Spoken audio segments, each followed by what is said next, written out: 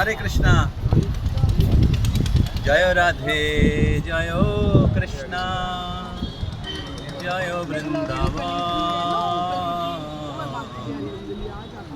श्री गोविंद गोपीनाथ मदन हरे कृष्णा। तो हम लोग जो हर दिन या हमेशा गाते हैं जय राधे जय कृष्ण जय वृंदावन श्री गोविंद गोपीनाथ मदन मोहन।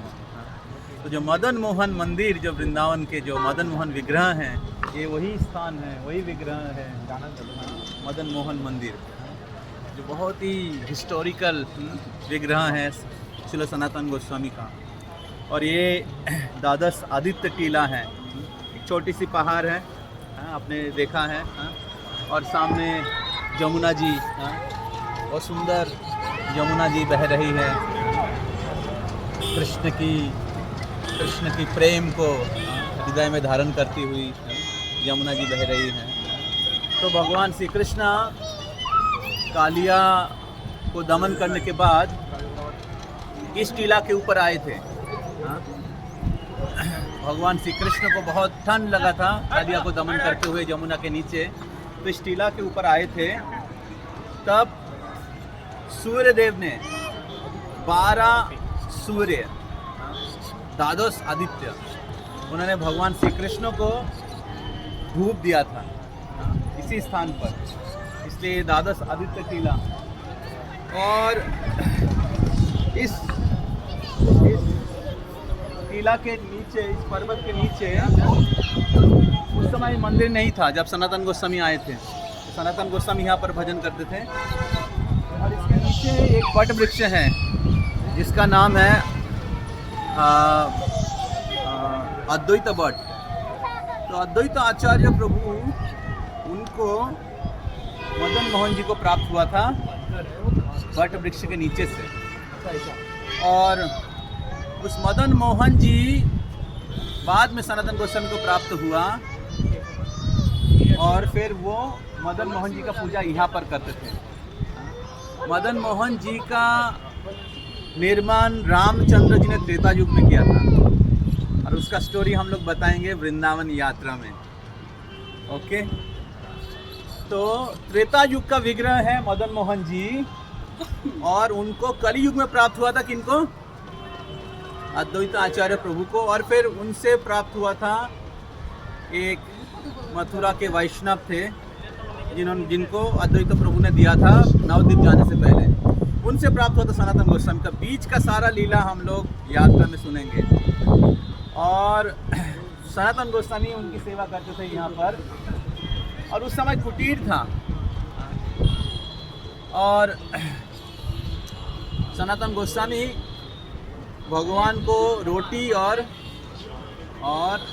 नमक, उतना ही सूखा रोटी और नमक खिलाते थे, क्योंकि उनका दिन हरिनाम का भजन और चैतन्य मुख के आदेश के अनुसार शास्त्रों का जो निर्माण है, शास्त्रों का रचना है, उसमें जाता था। तो मदन मोहन जी ने कहा कि डेली सूखा रोटी और नमक, मैं सूखा रोटी खिलाता, थोड़ा नमक तो डाल दिया करो। तो सनातन गोस्वामी ने कहा मेरे पास समय नहीं है उतना, आपको अगर नमक चाहिए ले लीजिए नमक। तो मदन मोहन के साथ सनातन गोस्वामी का इस प्रकार प्रेम का संबंध था। तो एक दिन ऐसा ही हुआ, इधर जमुना में एक नाव जा रहा था, जहाज जा रहा था, जिसमें नमक जा रहा था।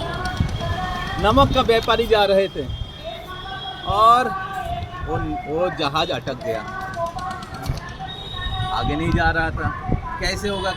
फिर वो व्यापारी ने पूछा कि हमारा जहाज कैसे निकलेगा? बोले जाओ, वहाँ पर एक बाबा रहते हैं, उनके पास जाकर रिक्वेस्ट करो। फिर वो आदमी आया, बोला बाबा कुछ मदद करो। तो सनातन गोस्वामी ने कहा कि अगर ठाकुर जी की इच्छा हो तो नाव छूट जाएगी। और फिर वो जो व्यापारी था वो गया और जहाज छूट गया।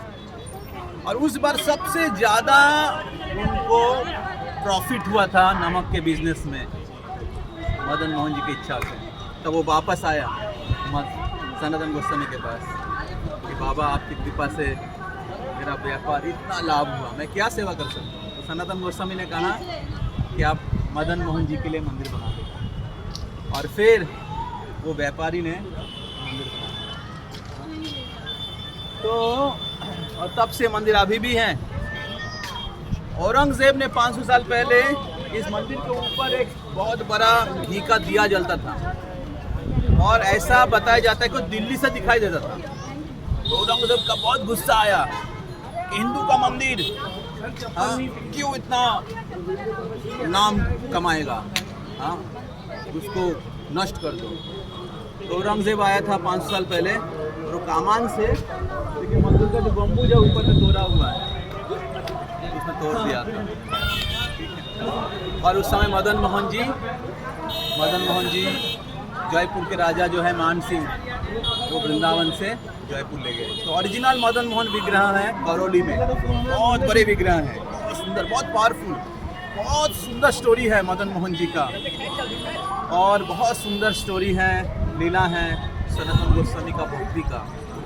तो हमारे जो 6 गोस्वामी हैं उसमें एक प्रमुख है सनातन गोस्वामी, जो हमारे संबंध में आचार्य हैं, हमारे आश्रय स्वरूप हैं, उनकी स्थान है। तो बहुत ही दिव्य स्थान है। आगे वहाँ पर केशी घाट है, तो केशी घाट, बंशी भट्ट, दादू सुकाना, तो सभी वृंदावन यात्रा में आप सबको दर्शन होगा।